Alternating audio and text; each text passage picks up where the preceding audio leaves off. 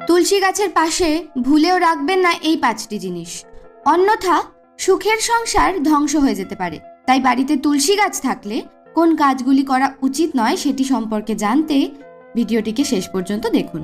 প্রত্যেক হিন্দু বাড়িতেই তুলসী গাছ থাকে। হিন্দু ধর্মাবলম্বী মানুষদের কাছে তুলসী হলো পবিত্রতার প্রতীক।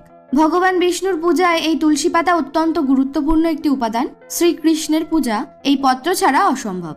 তুলসী শুধু একটি গাছ নয়, বিভিন্ন দেবদেবীদের বাসস্থান। তুলসী গাছ বাড়িতে থাকলে বাড়ির সমস্ত বাস্তুদোষ দূর হয়ে যায়। এইবার বলি তুলসী গাছ বাড়িতে থাকলে কি কি করবেন না। কিন্তু তার আগে আপনি যদি চ্যানেলে নতুন হয়ে থাকেন তবে চ্যানেলটিকে প্লিজ সাবস্ক্রাইব করুন এবং পাশে থাকা বেল আইকনটিকে অবশ্যই প্রেস করুন। বেল আইকনটি প্রেস না করলে আপনারা কিন্তু আমাদের চ্যানেলে আপলোডেড ভিডিও দেখতে পারবেন না।